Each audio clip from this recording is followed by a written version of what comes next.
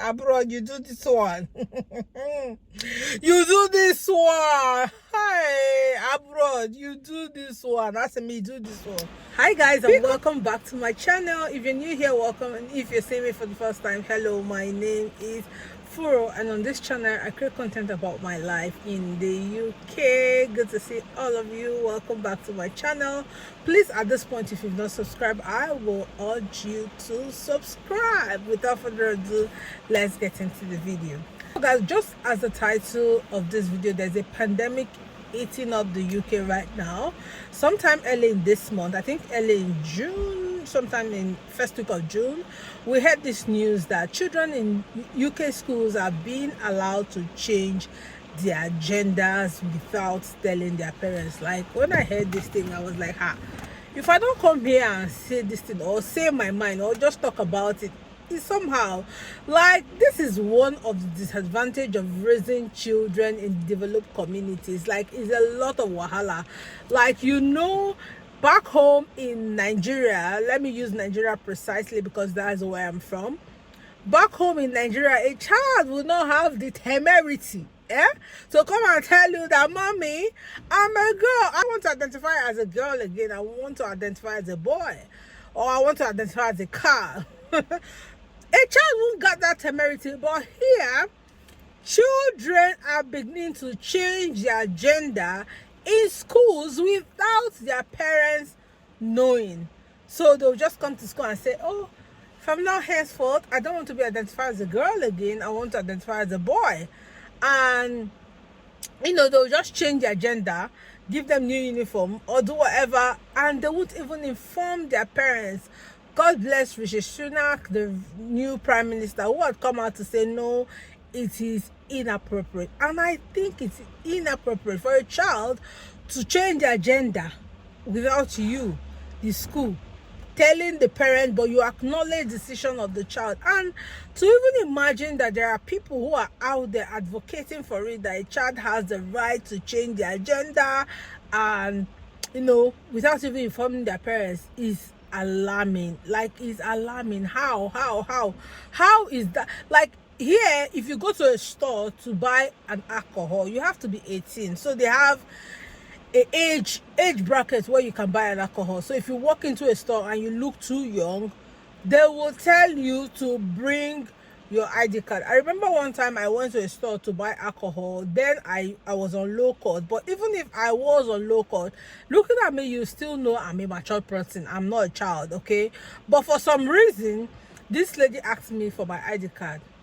And that day I wasn't with my wallet. I ended up, you know, not buying that alcohol because I didn't have my ID card. I was wearing a short, a top. But you can see all the fupa.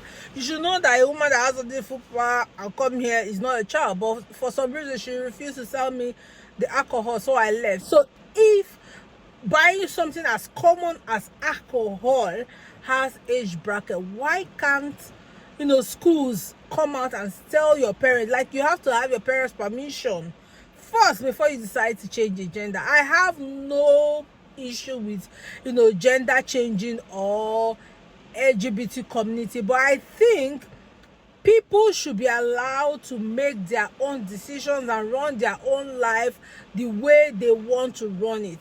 If I'm still paying for you as a child, I should be responsible to at least make that decision for you. You're still under my roof. I still pay the bills. I still take care of you. You can't just go to school one day and come back and tell me, Mom, I can no longer identify as a boy. Now I want to be identified as a girl. Now, put up there, they go judge that case. So, put up there, they go judge that case. So, it's really, you know, stressful a lot training kids here. I'm not gonna lie, sometimes I walk through the road and I see some of these kids smoking, and in high school or secondary school, I'm like,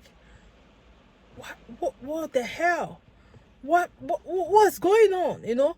Smoking vape, smoking, hanging around when they're supposed to be going to class. And I'm like, oh Abroad, you do this one. You do this one. Hi, abroad, you do this one. That's me, do this one. Because, but anyway, in the same vein, I think a child should not even be allowed to change their gender when they are underage, when they're not up to 18. Because, like, how? Even you as an adult, there's still a lot of things in your life that you can't make that decision. Me, as almost, how old am I? I still struggle with making some decisions in my life. I still struggle with, taking some decisions. I still struggle with, oh, this thing I'm about to do now, is it going to be right, or is it going to be wrong, or is it going to come out well? I still end up sometimes making some decision. I'm like, looking back at it, I'm like, why did I even make this decision? This was a wrong decision to make. 9 small pikin of how many years will go change full gender, begin calling themselves him, them, her. See, challenges of, like, if you're coming here to raise your children, you're coming to this country to be with your children, nah, take rope, tie your belly. Tie your belly. You did off on our call. You did the Bible. Because man, like, I cannot deal the level of freedom that these kids are given. Like, why are you even considering it? Like, why does it have to be a national issue about the child changing their gender? Like, we shouldn't even think about it. Like, you should just know that that's a no.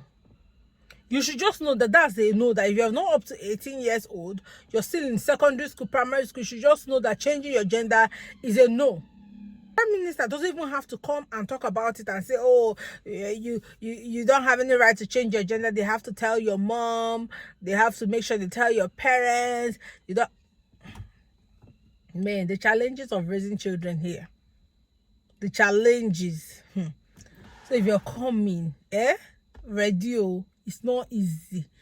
It's not easy to raise children here at all. The children pick up a lot of things. Like, imagine your child going to school and, coming back one day and saying to you, oh, mommy, I want to be identified as a boy now, no longer a girl. I'm just imagining in my head. Like, let's imagine. I'm just imagining in my head. Anyway, my house in the village remain roofing. My house in the village remain roofing.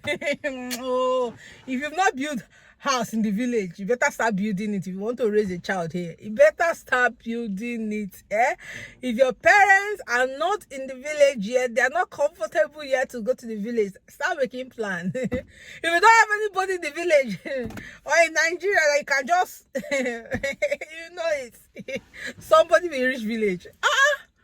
Like, what an infantry. And don't even imagine that teachers are considering, to partner with these children and not tell the parents. So if the Prime Minister has not even come out to say, oh, make sure you tell the parents, we're going to allow children to change gender without telling the parents. Okay.